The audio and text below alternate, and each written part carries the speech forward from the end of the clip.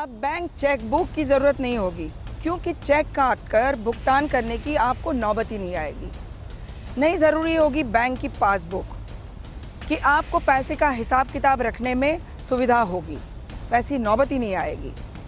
अगर मैं आपको कहूं कि अब बैंक ही नहीं रहेंगे जिसको आप बैंक समझते हैं, तो आपको हैरानी होगी, डर भी लगेगा। कल्पना कीजिए बैंकिंग सर्विस के समानांतर एक नई व्यवस्था आ जाए जिसमें ना तो वकील की जरूरत, ना ही अकाउंटेंट की, ना बैंकर्स की, ना इमिग्रेशन अधिकारियों की, ना ही सरकारी अधिकारियों की, और देश में ट्रांजैक्शन जारी रहे।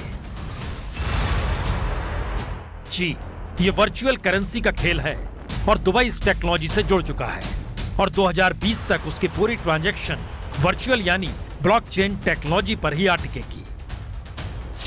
डिजिटल पासपोर्ट के जरिए दुबई इंटरनेशनल एयरपोर्ट पर ब्लॉकचेन सिक्योरिटी मिलेगी। तमाम रियल एस्टेट या संपत्ति से जुड़े ट्रांजैक्शन ब्लॉकचेन के जरिए होंगे। किराए से लेकर टेलीकॉम बिल तक आप ब्लॉकचेन के जरिए जमा कर पाएंगे। और अक्टूबर में तो दुबई ने अपने नागरिकों के लिए क्रिप्टो करेंसी जारी की, जो ई कैश यानी डिजिटल कैश है। क्रिप्टो करेंसी का मतलब है ट्रांजैक्शन के लिए कोई मिडिलमैन नहीं चाहिए। माइक्रोसॉफ्ट, IBS, सिस्को और क्रिप्को सरीखे 46 कंपनियां ब्लॉकचेन टेक्नोलॉजी से जुड़ चुकी हैं। और अब असल सवाल है कि आखिर इसकी जरूरत दुबई को ही क्यों पड़ी, और क्या भारत भी आने वाले वक्त में इसी रास्ते पर जाने की तैयारी कर रहा है। दुबई का कहना है उसने तकरीबन 1 करोड़ दस्तावेजों को ब्लॉकचेन टेक्नोलॉजी में डाल दिया है, जिससे दुबई ने 2.5 करोड़ लोगों के काम के घंटे बचा लिए और $1.5 मिलियन टैक्स भी बचा लिया।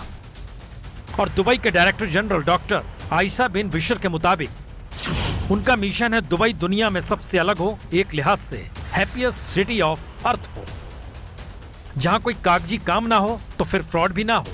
और दुबई का टारगेट 2020 का है, और भारत भी क्या 2020 तक इस दिशा में बड़े पैमाने पर बढ़ना चाहता है।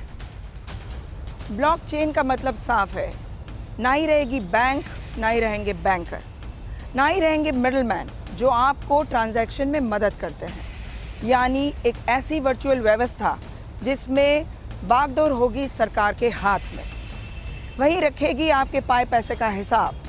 बैंकर गायब यानी रोजगार गायब। तो आखिरी सवाल यही है, क्या यह भारत जैसे लोकतांत्रिक देश में संभव है, या फिर भारत भी इसकी तैयारी कर रहा है और आने वाले वक्त में कोई मिडिल मैनेजमेंट जॉब रहेगी नहीं।